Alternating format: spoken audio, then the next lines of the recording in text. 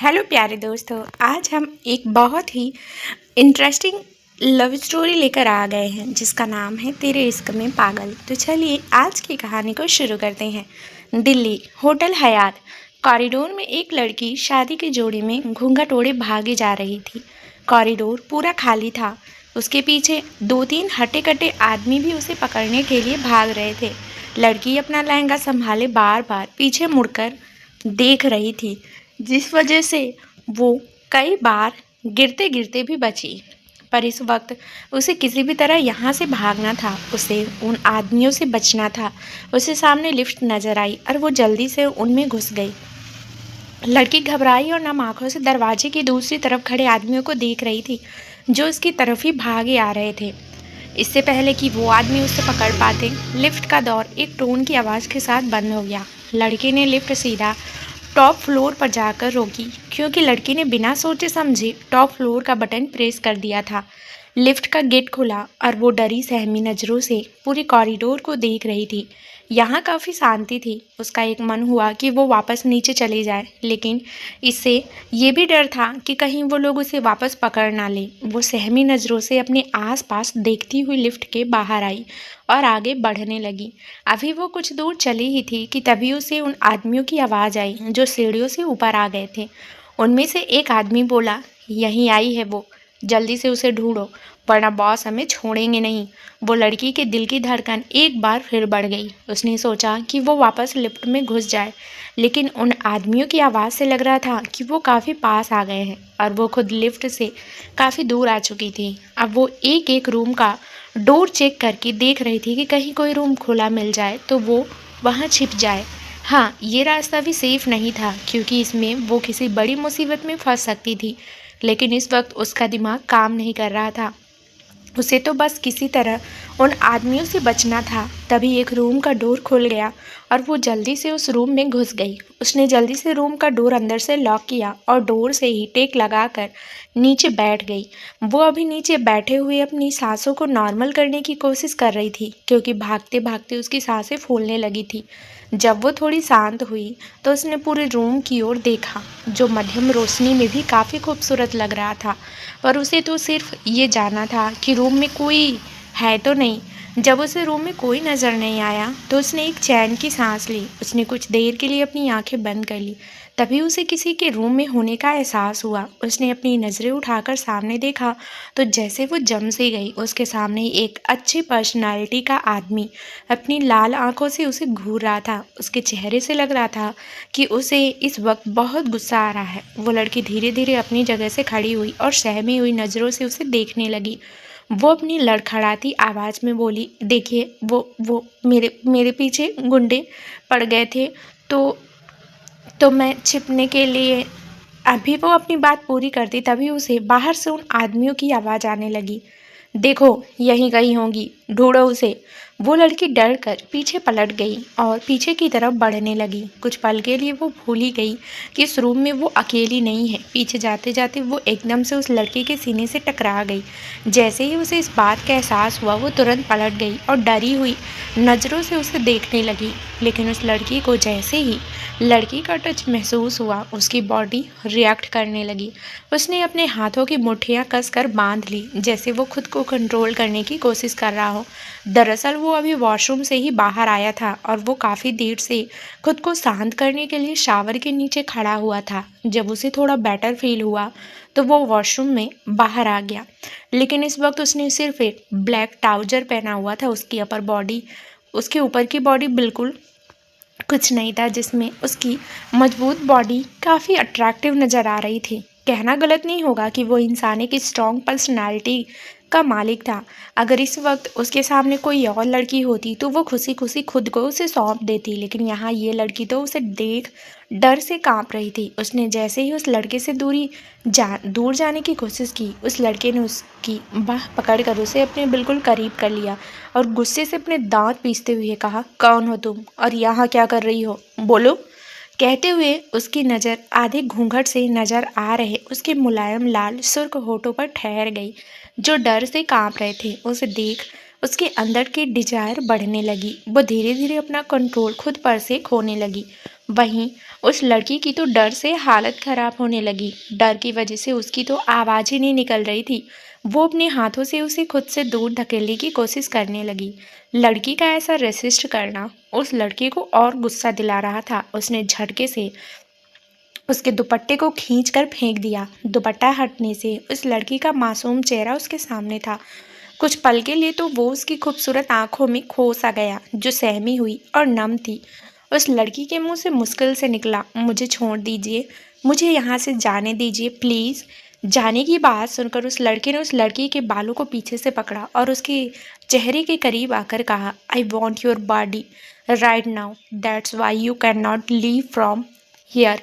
फिर उसने उस लड़की को बेड की तरफ धकेल दिया। सबसे पहले तो मैं आपको दोनों का इंट्रो दे देती हूँ। वो लड़की है रूहानी शर्मा, उम्र 20 साल, हाइट 5 फीट 3 इंच, बेहद खूबसूरत, बोलती हुई खूबसूरत आंखें, घनी पलकें, सॉफ्ट पिंक लिप्स।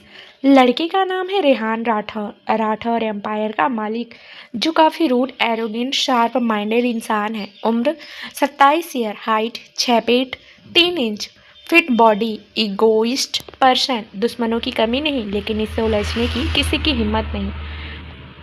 चलिए अब बढ़ते हैं आगे। आगे जानेंगे स्टोरी में। रिहान के धक्का देने से रूहानी सीधा मुंह के बल बेड पर गिर गई। उसने पलटकर रिहान की तरफ देखा, जो उसे किसी शैतान से कम नहीं लग रहा था। वो बेड पर पीछे खिसकते हुए रोने लगी और उसके सामने गिड़गिड़ाते हुए बोली, प्लीज़ मुझे जाने दो, प्लीज़ डोंट डू दिस। लेकिन रेहान जैसे चाह कर भी खुद को रोक नहीं पा रहा था। वो आगे बढ़ा और रूहानी के हाथ पकड़ उसे बेड से प्रेस कर दिया। अब रूहानी पूरी कोशिश से रेहान के काबू में थी। वो हिल भी नहीं पा रही थी। वहीं रेहान पूरी तरह से बेकाबू हो गया था। उसे जैसे रूहानी के रोने से कोई फर्क ही नहीं पड़ रहा था। कुछ देर में दोनों के कपड़े नीचे फर्श पर पड़े हुए थे और रेहान उस पर जैसे टूट ही पड़ा था। रूहानी रोते हुए उसे छोड़ देने की भीख मांग रही थी, लेकिन रेहान की बॉडी सिर्फ अपनी डिज़ायर्स पूरी करना चाह रही थी। रेहान का जैसे खुद की बॉडी पर कोई कंट्रोल नहीं था। तभी एक दर्दनाक चीख इस रूम में गूंज उठी। रेहान से अपनी नशीली आंखों से रूहानी का चेहरा देखा, जो रोने और दर्द से बिल्कुल लाल हो गया था। उसके मासूम से छोटे से चेहरे पर दर्द साफ नजर आ रहा था और वो अभी भी जोर जोर से रो रही थी। रेहान ने अपनी मदहोश आवाज़ में कहा, sorry baby but I can't control my self any more. कहने के साथ ही उसने रूहानी के होठों पर अपनी होठ रख दी और उसे वाइल्डली किस करने लगा। सुबह 7 बजे रेहान के फ़ोन की रिंग बजने लगी। उसने आंखें बंद किए हुए ही अपना हाथ बढ़ाकर साइड टेबल से फ़ोन उठाया और कान पर लगा दिया। सामने वाले की बात सुनकर फ़ोन डिस्कनेक्ट कर वहीं बेड पर साइड में रख दिया। तभी उसे अपनी दूसरी साइड को सॉफ्ट जैसा कुछ फील हुआ। उसने अपनी आंखें खोली और उस तरफ देखा। उसके बाहों पर सोई हुई रूहानी के फेस को देख कुछ पलों के लिए रेहान उसकी मासूमियत में खो सा गया। लेकिन जैसे ही वो अपने ख्याल से बाहर आया तो उसने नोटिस किया कि उसके बगल में लेटी हुई लड़की लगभग बिना कपड़ों के इसके पास लेटी हुई है, बल्कि वो तो खुद भी पूरी तरह से ऐसे ही है। उसने गौर से उसका चेहरा देखा, जिसे देखकर साफ पता चल रहा था कि वो रात भर रोई है। कुछ पलों के लिए तो वो सॉफ्ट रह गया। वो जैसे ही झटके से उठा, रूहानी कसमसा कर दूसरी तरफ मुंह करके सो गई। रेहान अपना सर पकड़े रात की सारी बातें याद करने की कोशिश कर रहा था, लेकिन उसे सब धुंधला धुंधला याद आ रहा था। जिसमें उसे याद आया कि वो किसी मीटिंग के सिलसिले में यहाँ आया था और फिर उसने बार में जाकर ड्रिंक की और कुछ ही देर में उसका सिर चकराने लगा। उसे बहुत गर्मी महसूस होने लगी, उसका शरीर जैसे जलने लगा था। इसलिए वो इस रूम में आया। फिर किसी लड़की का उसके रूम में आना और उसके सामने उसे छोड़ देने के लिए गिड़गिड़ाना याद आ रहा था। उसे सब कुछ समझते देर नहीं लगी कि उसने इस लड़की के साथ कल रात ज़बरदस्ती की है। उसने एक नज़र रूहानी पर डाली, जो उसकी तरफ बैक किए सो रही थी। उसकी पूरी बैक पर उसके बाइट्स करने के निशान थे, जो ये जता रहे थे कि कल रात इस लड़की को कितना कुछ बर्दाश्त करना पड़ा होगा। अब उसे खुद पर गुस्सा भी आ रहा था। Damn it, what have I done. फिर उसने अपने फ़ोन से किसी को कॉल किया और बेड से नीचे उतर गया। तभी उसकी नज़र फर्श पर पड़े शादी के जोड़े पर गई, जो जगह जगह से फट चुका था। उसे देख उसकी मुठ्ठियाँ कस गई और वो वॉशरूम की तरफ बढ़ गया। थोड़ी देर बाद वो फ्रेश होकर बाहर आया। इस वक्त उसने इस बार कमर पर एक वाइट टॉवेल लपेटा हुआ था और दूसरे टॉवेल से वो अपने बालों को पोंछ रहा था। उसने अपने बाल पोंछते हुए एक बार फिर रूहानी की तरफ देखा। रूहानी के फेस पर थकान साफ नजर आ रही थी। बाल पोंछते हुए उसके हाथ कुछ देर के लिए रुक गए, पर कुछ ही देर में उसने अपने ख्यालों को झटका और अपने बालों को ड्रायर करने लगा। तभी उसके रूम का डोर नॉक हुआ। वो डोर ओपन करने जा ही रहा था कि उसका ध्यान फिर से सोती हुई रूहानी की तरफ गया, जिसके ऊपर से ब्लैंकेट काफ़ी नीचे तक आ गया था, जिससे उसकी बैक काफ़ी रिवीलिंग हो रही थी। उसने पहले आगे बढ़कर उसे ब्लैंकेट से अच्छी तरह से कवर किया और फिर जाकर डोर ओपन किया। डोर पर उसका असिस्टेंट खड़ा हुआ था। उसने उससे 2 बैग लिए और उसे बाहर से ही भेज दिया। एक बैग लेकर वो वॉशरूम की तरफ बढ़ गया। कुछ देर में वो पूरी तरह से रेडी हो गया। इस वक्त उसने वाइट शर्ट और ब्लैक पैंट पहनी हुई थी और शर्ट की स्लीव्स को फोल्ड किया हुआ था, जिसमें वो काफ़ी हैंडसम लग रहा था। अभी वो अपने बालों को सेट कर ही रहा था कि उसे रूहानी के कराहने की आवाज़ आई। उसने उसकी तरफ देखा। रूहानी बेड पर बैठते हुए अपने आसपास देख रही थी कि तभी उसकी नज़र सामने खड़े रेहान पर गई, जो उसे ही देख रहा था। रेहान को देखते ही उसके चेहरे पर फिर से डर नजर आने लगा।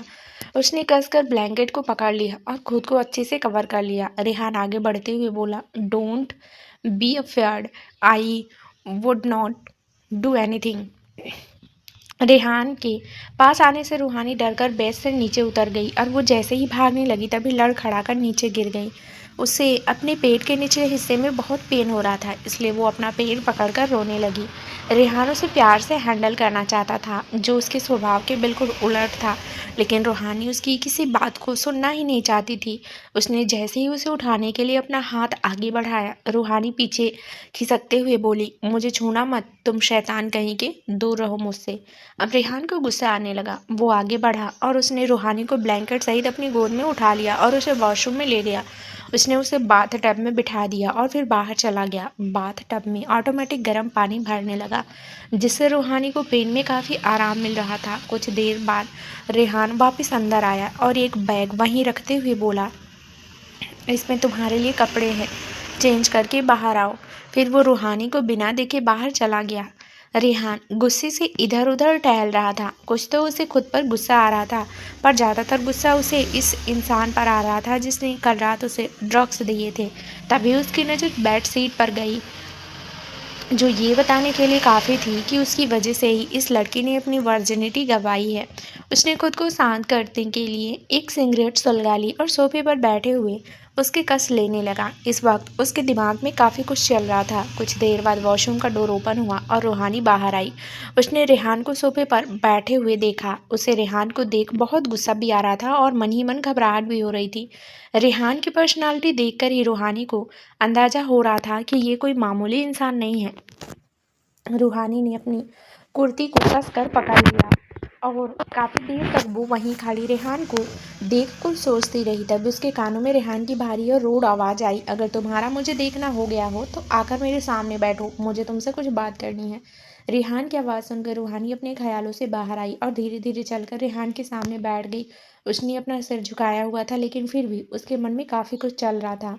वह यहाँ से अभी किसी भी कीमत पर जाना चाहती थी, क्योंकि कल रात जो कुछ भी हुआ उसके बाद उसे रेहान से भी डर लग रहा था। उसके दिमाग में काफ़ी उथल पुथल चल रही थी, लेकिन उसे यह तो पता था कि यह जो इंसान उसके सामने बैठा है उसे ऐसे तो यहाँ से नहीं जाने देगा।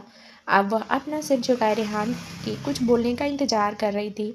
रेहान ने कुछ देर तक तो रूहानी के चेहरे को गौर से देखा, फिर उसने अपने हाथ में पकड़ी सिगरेट को एस्ट्रे में बुझाया और कुछ सोच कर बोला, तुम्हारा नाम क्या है? रूहानी। रूहानी ने अपना सिर झुकाए हुए ही कहा, देखो रूहानी, कल जो कुछ भी हुआ वह नहीं होना चाहिए था, और वह सब कुछ मैंने ड्रग्स के नशे में किया। अगर मैं होश में होता तो मैं तुम्हारे साथ ऐसा बिल्कुल भी नहीं करता, लेकिन फिर भी अब जो हो गया उसे तो मैं बदल नहीं सकता। लेकिन हाँ, मैं तुम्हें इतना अमाउंट तो दे सकता हूँ कि तुम्हारी आगे की ज़िंदगी आराम से बीती, रेहान ने कहा। अमाउंट की बात सुनकर रूहानी ने गुस्से और आश्चर्य से रेहान की तरफ देखा और कहा, अमाउंट?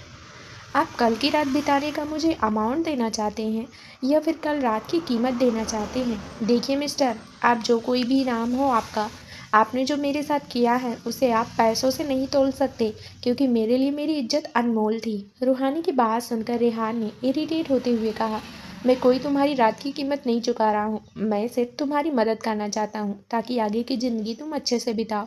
और दूसरी बात, तुम खुद मेरे रूम में आई थी, मैं तुम्हें खींच कर नहीं लेकर आया था अपने रूम में। रूहानी गुस्से से खड़ी हो गई और रेहान की तरफ अपनी उंगली पॉइंट करते हुए बोली, हाँ, आई थी आपके रूम में मदद मांगने, पर मुझे नहीं पता था कि मैं एक शैतान से बचने के लिए दूसरे शैतान के पास चली आई हूँ जो मेरे साथ। बोलते हुए रूहानी का गला रूंध गया और आगे की बात वो बोल नहीं पाई। लेकिन रूहानी की बात सुनकर रेहान का गुस्सा अब आउट ऑफ कंट्रोल हो गया। वो गुस्से से रूहानी की तरफ बढ़ा और उसके दोनों बाजुओं को पकड़कर उसे अपने करीब किया और दांत पीसते हुए बोला, तुम्हारी हिम्मत कैसे हुई मुझसे ऐसे बात करने की? तुम सारा ब्लेम मुझ पर नहीं डाल सकती। किसी से बचने के लिए तुम होटल के किसी भी प्राइवेट रूम में घुस जाओगी। और कल रात जो कुछ भी हुआ उस वक्त दोनों के ही हालत ख़राब थे। और अगर मैं नशे में ना होता तो मैं कभी तुम्हारे साथ वो सब ना करता। इसलिए मुझ पर सारा ब्लेम डालना बंद करो। रेहान के इतने करीब होने से रूहानी एक बार फिर से कांपने लगी। रेहान की पकड़ भी उसके हाथों पर मजबूत थी, जिस वजह से उसे अपने हाथों में काफ़ी दर्द भी हो रहा था। उसने नम आंखों से रेहान को देखते हुए कहा, मेरा हाथ छोड़िए, मुझे दर्द हो रहा है। रूहानी की बात सुनकर रेहान ने उसे झटके से छोड़ दिया और उसकी तरफ पीठ करके खड़ा हो गया।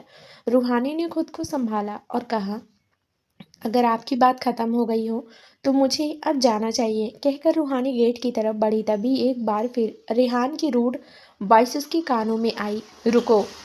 रूहानी ने मन ही मन कहा, अब इसे क्या कहना है। तब तक रेहान उसके पास आ गया और उसने एक मेडिसिन उसकी तरफ बढ़ाते हुए कहा, take it in front of me right now. Rouhani ने कन्फ्यूजन से रेहान की तरफ देखा तो रेहान ने कहा, ये एंटी प्रेगनेंसी पिल्स है। कल रात की वजह से तुम प्रेग्नेंट ना हो जाओ इसलिए। रूहानी ने एक गहरी सांस ली और उसके हाथ से पिल्स ली। रेहान ने उसकी तरफ पानी का गिलास बढ़ाया। रूहानी ने उसके सामने ही टैबलेट ले ली और गिलास टेबल पर रख रूम से बाहर निकल गई। रूहानी के जाते ही रेहान ने अपने फ़ोन पर किसी का नंबर डायल किया और कुछ इंस्ट्रक्शन देकर फ़ोन डिस्कनेक्ट कर दिया। फिर सोफे पर रखे अपने ब्लेजर को उठाकर रूम से बाहर निकल गया। कुछ देर बाद रूहानी एक फ्लैट के आगे खड़ी थी। उसने डोरबेल बजाई तो एक उसी की हमउम्र लड़की ने गेट खोला। ये लड़की रूहानी की बेस्ट फ्रेंड माहिरा थी। माहिरा ने जब रूहानी को देखा तो जल्दी से उसे गले लगा लिया। रूह, कहाँ चली गई थी? तुझे पता है मैंने तुझे कहाँ कहाँ नहीं ढूंढा, कहाँ थी कल पूरी रात? रूहानी उसे खुद से दूर करते हुए बोली, प्लीज़ माहिरा, अभी कुछ मत पूछ, मैं तुझे सब बाद में बताऊंगी। अभी मुझे कुछ देर के लिए अकेला छोड़ दे। कहकर रूहानी अपने रूम की तरफ बढ़ गई। वो अपने रूम में आई और रूम का डोर बंद कर अपने बिस्तर पर पीठ के बल गिर गई। उसके सिर में इस वक्त बहुत तेज़ दर्द था। उसका दिमाग सोच सोच कर थक गया था, इसलिए वो फिलहाल कुछ भी याद नहीं करना चाहती थी। उसने अपनी आंखें बंद कर ली। वहीं राठौर एम्पायर में रेहान राठौर अपने बड़े से लग्जेरियस कैबिन में अपने चेयर पर बैठा हुआ एक फाइल देख रहा था। तभी उसके कैबिन का डोर ओपन हुआ और एक चार्मिंग और हैंडसम सा लड़का अंदर आया। बॉस, काम हो गया, वो लड़का अंदर आते हुए बोला। तुम डोर नॉक करके आना कब सीखोगे वीर? रेहान ने फाइल पर ही नज़र गड़ाए हुए पूछा। ये था रेहान का बचपन का दोस्त विरांश चौहान, जो अनाथ था, पर रेहान ने उसे एक भाई की तरह अपनाया। वो रेहान का दोस्त कम, भाई ज़्यादा था, जो उसके लिए कुछ भी कर सकता था। एक वीर ही था जो रेहान को डांट भी देता था, वरना रेहान राठौर के सामने तो उसकी फैमिली की भी नहीं चलती थी।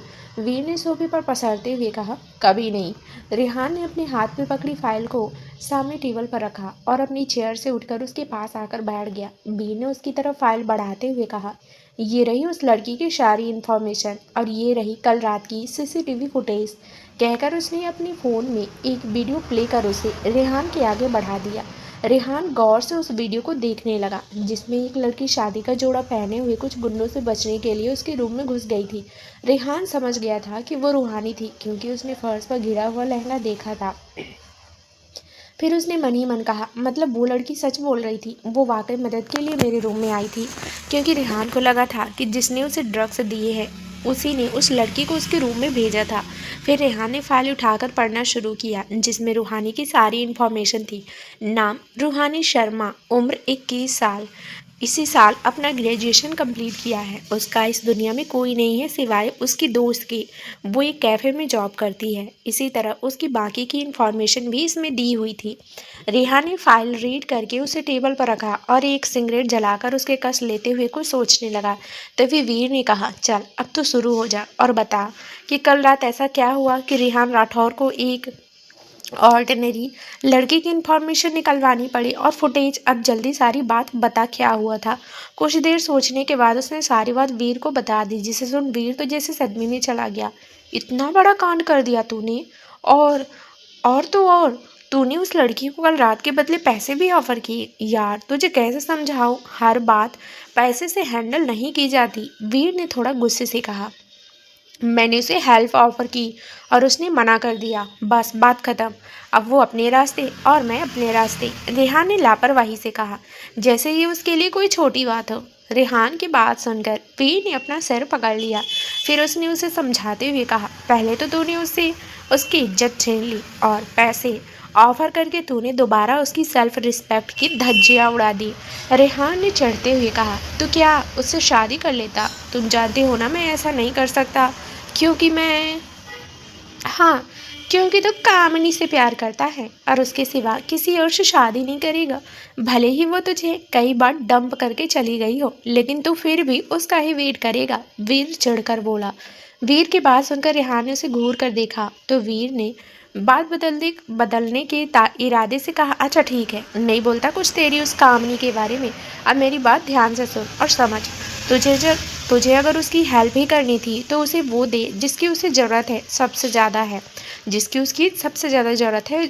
रेहान ने कन्फ्यूजन से कहा, मतलब? वीर ने रेहान को दोबारा समझाते हुए कहा, सेफ्टी मेरे भाई, सेफ्टी मतलब सिक्योरिटी। जब वीर ने रेहान को अपनी तरफ अजीब नज़रों से घूरते हुए देखा तो उसने अपनी बात समझाते हुए कहा, देख तुझे मालूम है ना कि वह लड़की किसी से बचते हुए तेरे रूम में आई थी। इसका मतलब कोई है जो उसे परेशान कर रहा है और हो सकता है कि वो लोग उसे अभी भी ढूंढ रहे हों। और अगर यह लड़की उन लोगों के हाथ दोबारा आ जाती है तो सोच कितना कुछ हो सकता है उसके साथ। तो बेहतर है ना कि तू उसे सिक्योरिटी दे ताकि वह लोग उस लड़की को परेशान ना कर सके। वीर की बात सुनकर रेहान कुछ पलों के लिए सोच में पड़ गया। उसने मन ही मन कहा, यह कह तो सही रहा है। जहाँ तक उसकी इन्फॉर्मेशन मिली है, उस लड़की का इस दुनिया में कोई नहीं है और वह अपनी दोस्त के साथ रहती है और उसकी दोस्त भी तो एक लड़की ही है। तो वह भला कहाँ से उस लड़की को प्रोटेक्ट कर पाएगी? उसने वीर से कहा, तो फिर मुझे क्या करना चाहिए? वीर को तसल्ली हुई कि उसके दोस्त को थोड़ी बहुत तो उसकी बातें समझ में आई। फिर उसने उसे समझाते हुए कहा, कुछ बातें कही। रूहानी का घर। रूहानी और माहिरा दोनों ही सोफे पर बैठी कॉफ़ी पी रही थी। रूहानी कॉफ़ी का मग हाथ में लिए किसी सोच में गुम थी। रूहानी ने माहिरा को कल रात की सारी बात बता दी, जिससे माहिरा के चेहरे पर भी परेशानी वाले भाव थे। फिर उसने कुछ सोचते हुए रूहानी से कहा, रूह, मुझे नहीं लगता है कि मैं तुम्हें कैफ़े की जॉब पर दोबारा जाना चाहिए, क्योंकि उन लोगों को भी पता है कि तुम यहाँ जॉब करती हो सकता है कि वह तुम्हें दोबारा किडनैप कर ले। और जहाँ तक बात है उस होटल वाले लड़के की, तो ठीक है, माना उसने ये सब ड्रग्स के नशे में किया, लेकिन सुबह तो वो होश में था। उसे ऐसे तुझे पैसे ऑफर करके तेरी सेल्फ रिस्पेक्ट को चोट नहीं पहुंचानी चाहिए थी। यह सारे रईस जाते हर चीज़ पैसों से खरीदने की कोशिश करते हैं। यह समझते हैं कि लड़कियों की सेल्फ रिस्पेक्ट को भी ये पैसों से खरीद सकते हैं। रूहानी ने मुंह बनाते हुए कहा, बस कर माहिरा, मैं उसके बारे में कोई बात नहीं करना चाहती हूँ और वैसे भी मैं तो सारी ज़िंदगी उसकी शक्ल तक नहीं देखना चाहती। फिर गहरी सांस लेकर कहा, पर अब मुझे कहीं दूसरी जगह जॉब देखनी होगी, लेकिन कुछ दिनों तक मुझे घर ही रहना होगा क्योंकि शायद वो लोग मुझे ढूंढ रहे हों। तभी डोरबेल बजी, जिसे सुन कुछ पल तक दोनों के चेहरे पर घबराहट आ गई। फिर माहिरा ने कहा, मैं एक बार चेक करती हूँ कि कौन है। रूहानी ने उसे रोकते हुए घबराहट में कहा, अगर वही हुए तो तू गेट ही मत खोल। मायरा ने उसे शांत करते हुए कहा, रूह शांत हो जा, हो सकता है कोई और हो, मुझे एक बार देखने तो दे। अच्छा तुम ऐसा करो, तुम अंदर रूम में चली जाओ। रूहानी ने हाँ में सिर हिलाया और अपने रूम में चली गई और उसने डोर को अंदर से बंद कर लिया। माहिरा ने धड़कते दिल से जाकर डोर ओपन किया और थोड़ा सा डोर खोलकर बाहर की तरफ झांका, लेकिन उसे बाहर दो हैंडसम लड़के खड़े हुए नजर आए जिन्होंने फॉर्मल सूट पहना हुआ था। उन्हें देखकर वह समझ गई यह गुंडे तो बिल्कुल नहीं हो सकती। फिर भी उसने अंदर से ही पूछा, आप लोग कौन हैं और यहाँ क्यों आए हैं? वह दोनों रेहान राठौर और विराज चौहान थे। वीर ने काफ़ी पोलाइटली कहा, मिस क्या हम अंदर आ सकते हैं, क्योंकि हम यहाँ रूहानी शर्मा से ज़रूरी बात करने आए हैं। माहिरा ने मन ही मन कहा, यह आखिर है कौन और रूहानी को कैसे जानते हैं? लेकिन वह ऐसे ही किसी को अंदर नहीं आने दे सकती थी, इसलिए उसने काफ़ी रूडली कहा, देखिए रूहानी अभी यहाँ नहीं है, तो आप लोग चले जाइए। कहकर माहिरा जैसे ही डोर बंद करने लगी तभी रेहान ने डोर पर अपना हाथ रख दिया और उसे धकेलते हुए अंदर आ गया। डोर धकेलने की वजह से माहिरा थोड़ा पीछे की तरफ हो गई। उसने थोड़ा गुस्से से कहा, अरे आप ऐसे कैसे अंदर आ सकते हैं? देखो चुपचाप यहाँ से जाइए, मैंने कहा ना रूहानी यहाँ नहीं है। लेकिन रेहान ने उसकी बात का जवाब देने की बजाय अंदर आकर एक सरसरी निगाह पूरी हॉल पर डाली और जाकर सोफे पर एक पैर पर पैर चढ़ाए बैठ गया। माहिरा उसे हैरानी से देख रही थी। उसका डोमिनेटिंग बिहेवियर उसे बहुत ही अजीब लग रहा था। वीर ने अपने दोस्त के बिहेवियर को देखकर अपना माथा पीट लिया और मन ही मन कहा, या यहाँ बात करने आया है या किसी को धमकाने, इसका कुछ नहीं हो सकता, अब मुझे ही बात करनी पड़ेगी। फिर उसने माहिरा से बड़े ही पोलाइटली कहा, मिस हमें सिर्फ रूहानी शर्मा से बात करनी है, यह बात उनके फ़ायदे के लिए ही है, तो क्या आप उन्हें बुला देंगे? माहिरा ने थोड़ी कन्फ्यूजन से वीर की तरफ देखा और फिर पूछा, रूहानी से तुम्हें क्या बात करनी है? पहले मुझे यह तो पता चले कि तुम लोग हो कौन। माहिरा की बात सुनकर वीर ने रेहान की तरफ देखा जो उसे ही घूर कर देख रहा था। इससे पहले कि वह कुछ कहता, रेहान ने अपनी रूड वॉइस में कहा, क्या तुम मुझे नहीं जानती? मैं रेहान राठौर एम्पायर का मालिक। अब तुम अपने दोस्त को बुला रही हो या रूम में जाकर मैं खुद उसे लेकर आऊँ? रेहान की बात सुनकर माहिरा की तो आंखें फटी की फटी रह गई। उसने मन ही मन कहा, रेहान राठौर एम्पायर का मालिक? मैं पिछले 2 साल से राठौर इंडस्ट्रीज में काम कर रही हूँ, लेकिन मैंने कभी इसको देखा ही नहीं। तो यह है मेरा बॉस। ओ माय गॉड, यार कितना हैंडसम है यह। पर इसे रूहानी से क्या काम? पर अब तो मुझे रूहानी को बुलाना ही पड़ेगा। उसे नाराज़ करने का रिस्क मैं नहीं ले सकती। राठौर एम्पायर में हर कोई रेहान राठौर से नहीं मिल सकता था। सिर्फ कुछ गिने चुने एम्प्लॉयज़ ही थे जो रेहान से मिल सकते थे और उन एम्प्लॉयज़ में माहिरा नहीं आती थी। इसलिए 2 साल से जॉब करने के बावजूद भी उसने अपने बॉस को नहीं देखा था और रेहान काफ़ी लो प्रोफाइल में रहता था, इसलिए बहुत कम लोग ही उसे बाय फेस पहचानते थे। माहिरा ने थोड़ा नर्वस होते हुए कहा, ठीक है, मैं उसे अभी बुला कर लाती हूँ। फिर वह रूहानी के रूम की तरफ बढ़ गई। रूम का डोर बंद था तो माहिरा डोर नॉक किया और धीरे से कहा, रूहानी बाहर आ जाओ, तुमसे कोई मिलने आया है। माहिरा की आवाज़ सुनकर रूहानी ने डोर ओपन कर दिया और वह बाहर आ गई। लेकिन जब उसने सामने सोफे पर बैठे हुए रेहान को देखा तो उसकी आंखें घबराहट से बड़ी हो गई। फिर उसने अपने आप को संभालते हुए कहा, तुम यहाँ क्या कर रहे हो और मुझसे क्यों मिलना चाहते हो? रूहानी को अपने बॉस से ऐसे बातें करते देख माहिरा का मुंह तो खुला रह गया। उसे समझ नहीं आ रहा था कि रूहानी भला रेहान राठौर को कैसे जानती है और वह उससे ऐसे कैसे बात कर रही है। रूहानी के ऐसे बोलने से रेहान को बड़ा गुस्सा आया, लेकिन वह अपने गुस्से को कंट्रोल करने की कोशिश कर रहा था, क्योंकि आज तक किसी की इतनी हिम्मत नहीं हुई थी कि उससे इस टोन में बात करे। उसने एक गहरी सांस ली और खड़ा होकर अपने कदम रूहानी की तरफ बढ़ा दिए। रेहान के ऐसे करीब आने से अब रूहानी अंदर ही अंदर बहुत घबराने लगी। इसने अपने दुपट्टे को कसकर अपनी मुट्ठी में भर लिया। वहीं रेहान गुस्से से रूहानी को देख रहा था। उसका चेहरा इतना शांत था पर उसकी आंखें बहुत ही सर्द थी, जिसे देखकर रूहानी अंदर तक कांप गई। रेहान ने रूहानी के फेस को देखते हुए ही कहा, वीर इस लड़की को यहाँ से ले जाओ, मुझे रूहानी से अकेले में बात करनी है। इस वक्त रेहान रूहानी के बहुत करीब खड़ा था, जिस वजह से घबराहट के कारण रूहानी की धड़कन फुल स्पीड में दौड़ रही थी। लेकिन फिर भी उसने हिम्मत करके कहा, माहिरा कहीं नहीं जाएगी, तुम्हें जो बात करनी है उसके सामने ही करो। रूहानी की बात सुनकर रेहान ने एक तिरछी स्माइल के साथ कहा, तो तुम चाहती हो कि मैं तुम्हारी दोस्त के सामने वह सारी बातें करूं?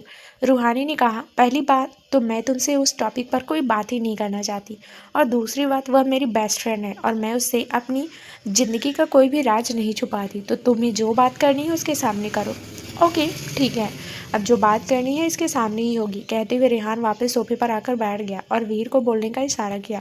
वीर ने अपना गला साफ करते हुए कहा, देखिए मिस रूहानी, कल रात जो कुछ भी आपके साथ हुआ आपको पता ही है कि वह रेहान ने जानबूझकर नहीं किया था, लेकिन फिर भी गलती तो रेहान से हुई है, तो वह इस गलती की भरपाई करना चाहता है। इसलिए हम आपके सामने एक जॉब ऑफ़र करना चाहते हैं, ताकि इससे आपकी हेल्प भी हो सके और आप सेफ भी रहें। आज तो माहिरा को शौक पर शौक में ले जा रहे थे। वह मुंह फाड़े कभी रेहान को देखती, तो कभी रूहानी को, तो कभी वीर को। इसने मन ही मन कहा, ओ माय गॉड, मतलब रूहानी ने कल जिसके साथ रात बिताई वह रेहान राठौर था। इतना हॉट और हैंडसम बंदा, इतना पावरफुल भी। रूहानी ने कन्फ्यूजन से वीर की तरफ देखा और पूछा, जॉब? आप मुझे कौन सी जॉब ऑफ़र करना चाहते हैं, और उस जॉब से भला मेरी सेफ्टी कैसे हो पाएगी? वीर ने उसे समझाते हुए कहा, देखिए, हमें अच्छे से पता है कि कल रात आपका किसी ने किडनैप किया था और उससे बचते हुए ही आप रेहान के रूम में चली गई थी। तो आप खुद ही सोचिए कि वह लोग तो अभी भी आपको ढूंढ रहे होंगे, और अगर आप कहीं और जॉब करती हैं या फिर आप यहाँ रहती हैं, तो वह लोग आपको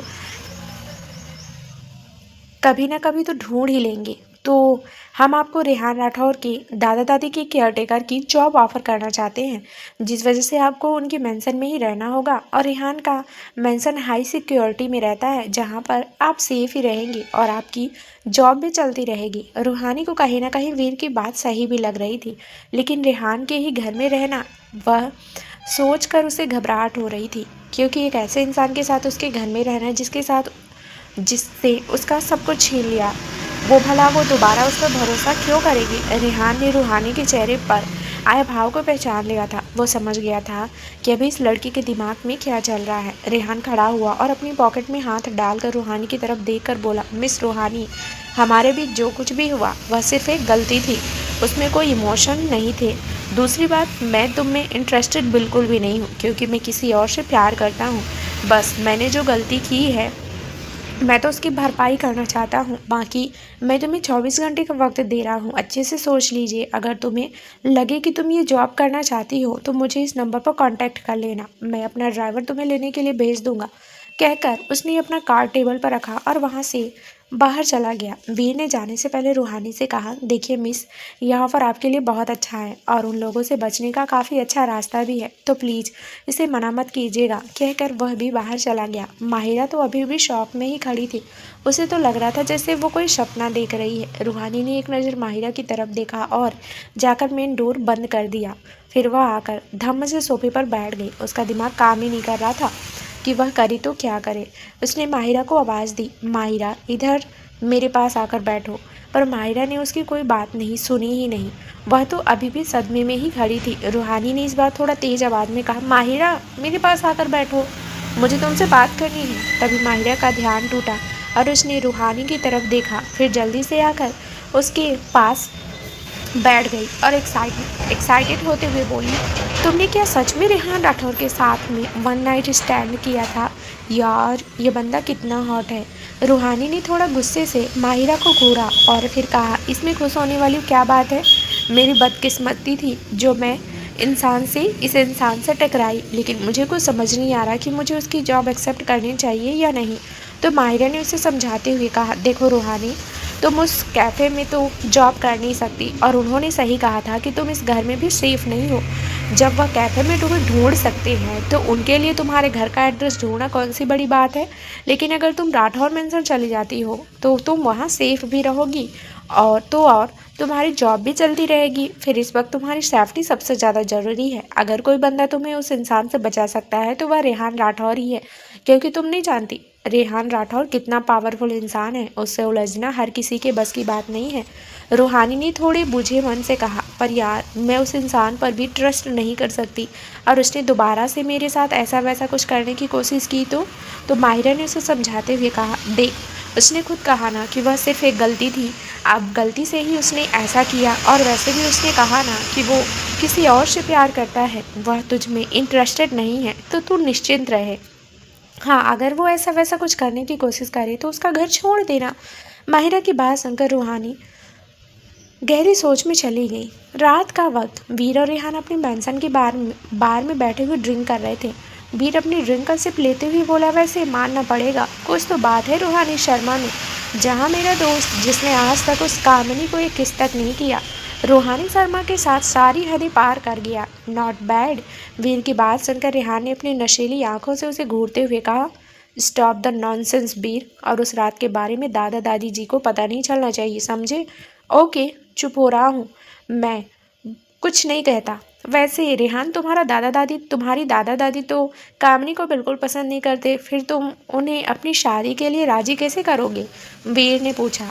एक बार कामनी इंडिया वापस आ जाए, फिर मैं खुद मना लूँगा दादा और दादी जी को, और उन्हें मानना ही होगा, रेहान ने कहा। वीर ने अपनी ड्रिंक पीते हुए मन ही मन कहा, काश उससे पहले तुम्हारी लाइफ में एक सच्चे प्यार की एंट्री हो जाए, क्योंकि वह कामनी दादा दादी को क्या, मुझे भी नहीं पसंद।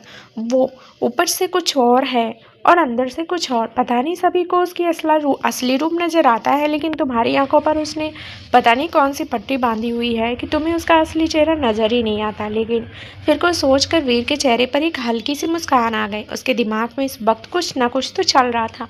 दूसरी तरफ रात को अपने बेड पर सोते हुए रूहानी रेहान के ऑफ़र के बारे में ही सोच रही थी। कहीं ना कहीं उसे उसका ऑफ़र सही भी लग रहा था। उसने सोचा, अगर वो रेहान के बिहेवियर को एक साइड कर दे तो उसके लिए ये ऑफ़र काफ़ी अच्छा है। क्या हुआ जो रेहान भी उसी मेंशन में रहता है, वो उसे कोई मतलब रखेगी ही नहीं, सिर्फ अपने काम से काम रखेगी, फिर तो कोई दिक्कत ही नहीं होगी। इतना सब सोचकर उसने एक फैसला लिया और धीरे धीरे नींद के आगोश में चली गई। दूसरा दिन रूहानी ने माहिरा को गले लगाकर कहा, अपना ध्यान रखना माहिरा। माहिरा ने भी उसके गले लगे हुए ही कहा, तुम भी रू, अपना ध्यान रखना। अगर तुम्हें वहाँ कोई भी परेशानी हो तो मुझे कॉल करना, और वहाँ किसी से डरने की कोई ज़रूरत नहीं है। Be brave girl, okay? रूहानी की आंखें नम हो गई। उसने अपना सिर हाँ में हिलाया। माहिरा उसे नीचे तक छोड़ने आई। नीचे वीर ड्राइवर के साथ अपनी गाड़ी में उसका वेट कर रहा था। जैसे ही उसने रूहानी और माहिरा को नीचे आते देखा, वो गाड़ी से बाहर निकल आया। उसने ड्राइवर को रूहानी का सामान अंदर रखने के लिए कहा और माहिरा से कहा, आप चिंता मत कीजिए, आपकी दोस्त को वहाँ कोई दिक्कत नहीं होगी। माहिरा ने कहा, अगर रूहानी को वहाँ कोई भी परेशानी हुई ना, तो मैं उसे वहाँ से वापस ले आऊँगी, ठीक है? तब कोई आपको नहीं रोकेगा, लेकिन हम पूरी कोशिश करेंगे कि ऐसे कोई नौबत ना आए, वीर ने स्माइल करते हुए कहा और रूहानी को गाड़ी में बैठने के लिए कहा। रूहानी एक बार फिर से माहिरा के गले मिली और गाड़ी की बैक सीट पर बैठ गई। राठौर मैंसन मुंबई की सबसे महंगी जगह पर बना ये मैंसन किसी महल की तरफ भव्य था। इसके आसपास की कई एकड़ जमीन रेहान राठौर के नाम थी, इसलिए इस मैंसन के कई एकड़ तक कोई विला मौजूद नहीं था। इसलिए इस मैंसन के आसपास काफ़ी शांति मौजूद थी। ये पूरा इलाका राठौर खानदान की प्राइवेट प्रॉपर्टी होने की वजह से कोई भी वहाँ बिना परमिशन एंटर नहीं हो सकता था। इस मैंसन की सिक्योरिटी काफ़ी हाई थी। रूहानी गाड़ी के बाहर खड़े मुंह खोले इस मेंशन को ही देखे जा रही थी। वीर ने 2 बार उसका नाम पुकारा, पर रूहानी तो जैसे मेंशन की भव्यता में खो सी गई थी। उसने ऐसे मेंशन सिर्फ मूवी में देखे थे। उसे तो भरोसा ही नहीं हो रहा था कि वो सच में इस महल जैसे मेंशन को देख रही है। जब 2-3 बार आवाज़ देने पर भी रूहानी अपने ख्यालों से बाहर नहीं आई, तो वीर ने उसका कंधा पकड़कर हिलाया। रूहानी कहाँ खो गई? चलो अंदर। हाँ हाँ चलो। रूहानी जैसे अपनी होश में आई और फिर उसने वीर को आगे जाते हुए देखा, तो वह भी खुद उसके पीछे पीछे चली गई। लेकिन साथ ही साथ वो पूरे मेंशन को अपनी बड़ी बड़ी आंखों से देख रही थी। यह मेंशन जितना बाहर से खूबसूरत था, उसे कहीं ज़्यादा अंदर से खूबसूरत था। वहाँ की लाइटिंग, इंटीरियर, वहाँ के फर्श, दीवारें, कलर, सब कुछ एक से बढ़कर एक था। वहाँ के सर्वेंट एक जैसे ड्रेस पहने अपने अपने काम कर रहे थे। इतने सारे सर्वेंट होने के बावजूद वहाँ बिल्कुल शांति थी। एक एक बड़े से कॉरिडोर को पार कर वीर और रूहानी एक रूम के आगे पहुँचे। रूहानी को अब थोड़ी नर्वसनेस भी हो रही थी कि पता नहीं रेहान के राठौर के ग्रैंड पेरेंट्स का नेचर कैसा होगा। वो मन ही मन अंदाज़ा लगा रही थी कि अगर उनका स्वभाव भी रेहान की तरह रूड होगा तो वो कैसे संभालेगी उन्हें। उसने सुना था कि अमीर लोग बहुत घमंडी और रूड होते हैं, और रेहान को देखकर उसे इस बात पर भरोसा भी हो गया था। और वैसे भी एक केयर टेकर बनने के लिए उसकी एज काफ़ी कम भी थी। अगर उसकी मजबूरी ना होती तो वो कभी इस जॉब के लिए तैयार ना होती। वीर ने डोर ओपन किया और रूहानी को अपने पीछे आने का इशारा कर अंदर चला गया। रूहानी ने डरते हुए उस रूम में अपने कदम बढ़ाए, लेकिन अंदर का नज़ारा देखकर रूहानी का मुंह खुला रह गया। अंदर एक बुजुर्ग दंपति सोफे पर बैठे हुए वीडियो गेम खेल रहे थे और बीच बीच में आपस में बच्चों की तरह झगड़ भी रहे थे। वी ने एक नज़र हैरान रूहानी को देखा और फिर मुस्कुराकर उन दोनों के पास गया और उनके पास बैठते हुए बोला, मेरे टॉम एंड जेरी की जोड़ी। अब बस भी करो, कितना लड़ोगी आपस में यार, देखो मैं किसको लेकर आया हूँ। वीर की बात सुनकर दोनों ही रूहानी की तरफ देखने लगे। उनका इस तरह रूहानी को ऊपर से नीचे तक घूर कर देखना रूहानी को अंदर ही अंदर और नर्वस कर रहा था।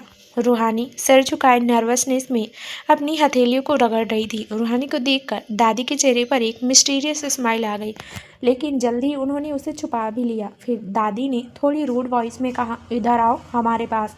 रूहानी धीरे धीरे चलकर उनके सामने जाकर खड़ी हो गई। दादी ने एक बार फिर से रूड वॉइस में पूछा, गेम खेलना आता है?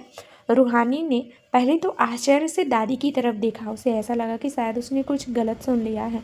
उसने हैरानी से पूछा, जी? तो दादी ने एक बार फिर अपनी बात रिपीट करते हुए कहा, मैंने पूछा गेम खेलना आता है?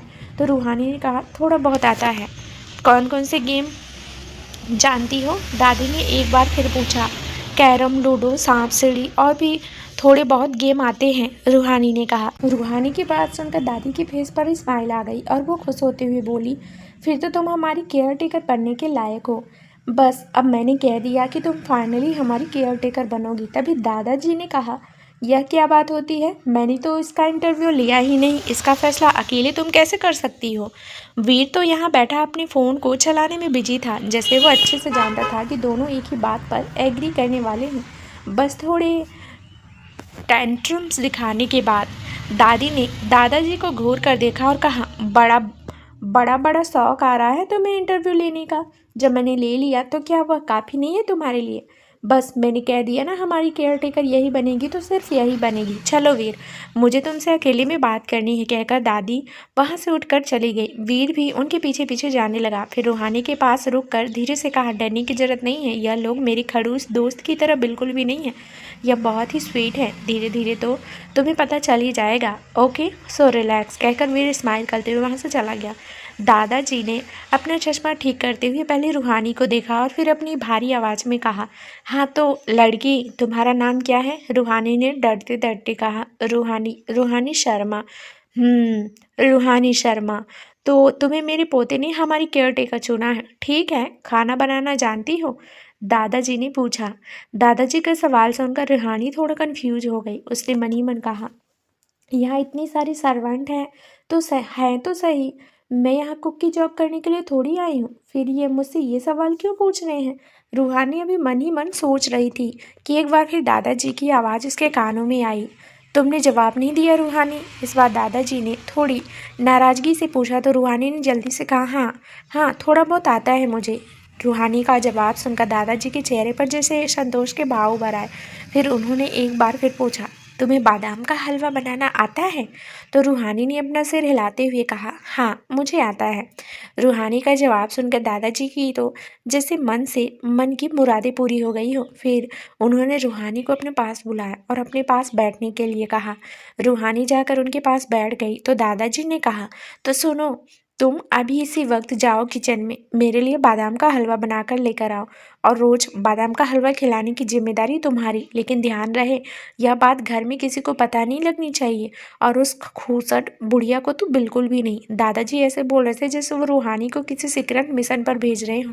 रूहानी को तो अब मन ही मन हंसी आने लगी, लेकिन उसने किसी तरह अपनी हंसी कंट्रोल की और हाँ में सिर हिलाकर कहा, जी मैं अभी बना कर लाती हूँ, कहकर रूहानी खड़ी हो गई और रूम से बाहर निकल गई। वहीं दूसरे रूम में दादी एक सोफे पर बैठी हुई थी और उसके सामने ही दूसरे सोफे पर वीर बैठा हुआ था। चलो अब शुरू हो जाओ, दादी सीरियस एक्सप्रेशन के साथ बोली।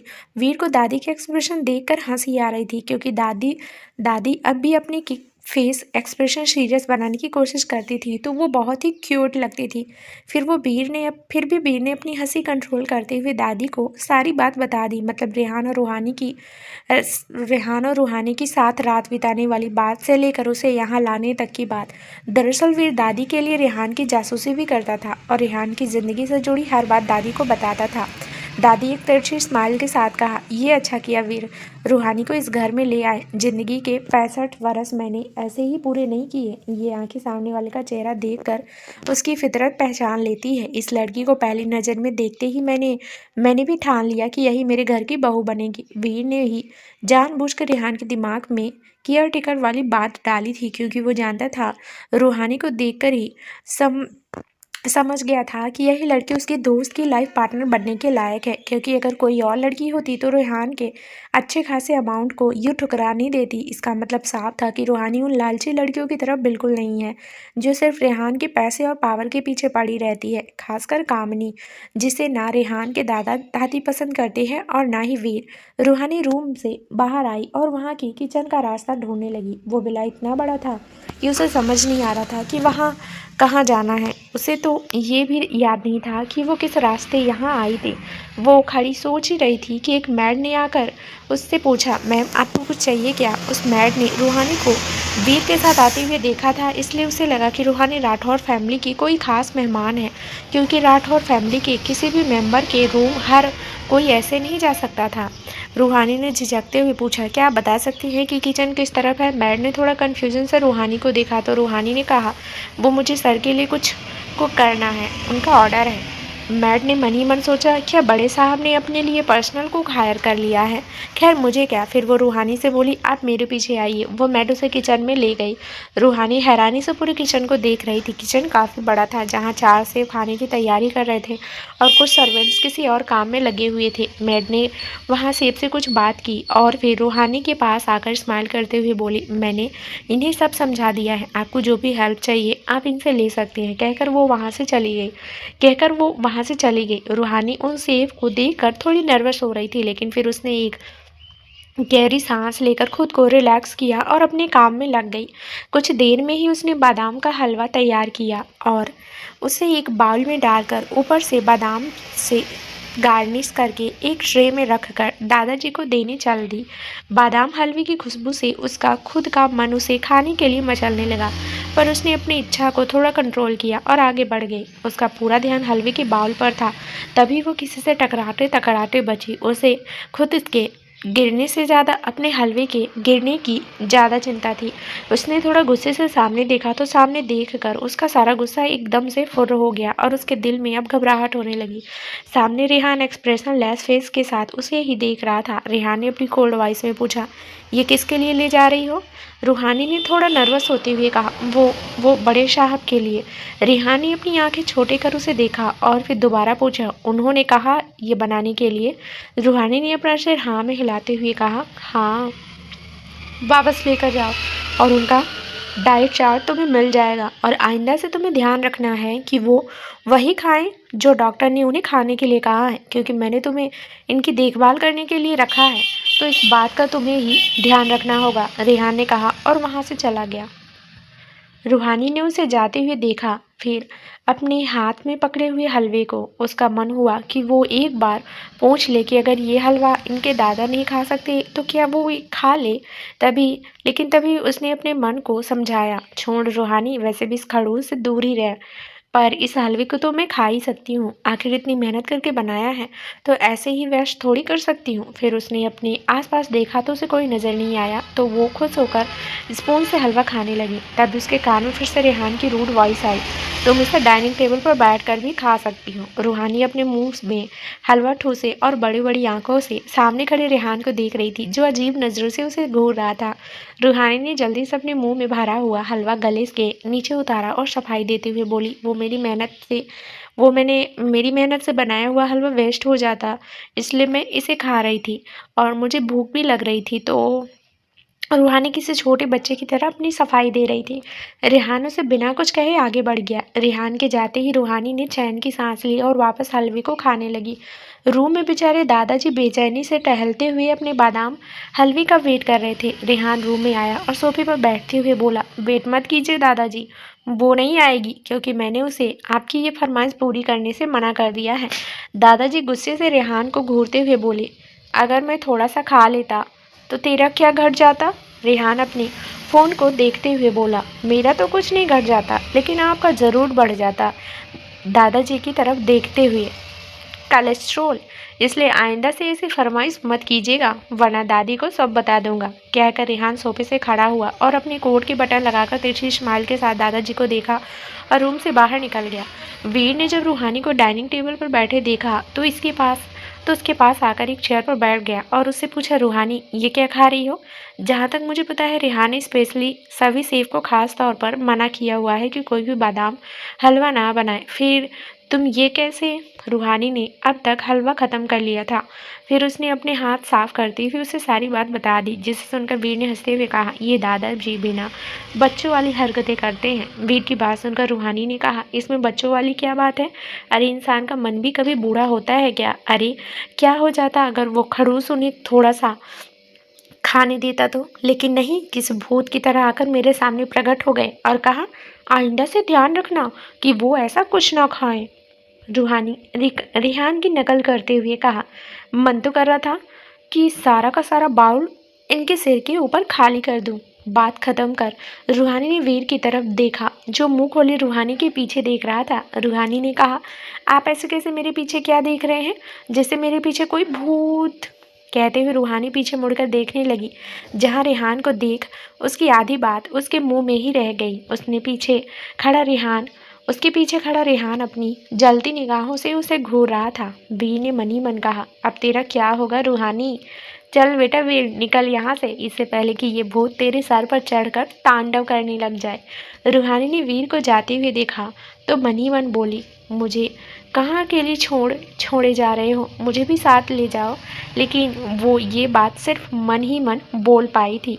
उसने डरते हुए रेहान की तरफ देखा, जो गुस्से से उसे ऐसे देख रहा था जैसे उसका मर्डर ही कर देगा। रूहानी बेचारों वाली शकल बनाकर बोली, मिस्टर राठौर, वो मेरे कहने का मतलब वो नहीं था।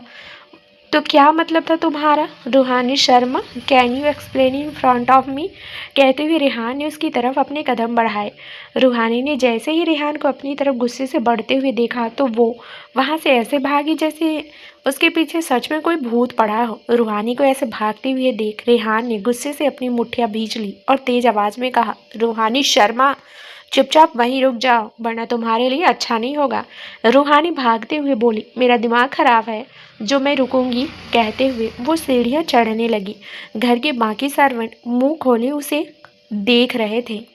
तो दोस्तों, क्या नया ट्विस्ट होगा इस कहानी में आगे, ये जानने के लिए इस कहानी का अगला भाग जरूर सुनिए, जो बहुत ही जल्दी इस चैनल पर प्रसारित कर दिया जाएगा। धन्यवाद दोस्तों।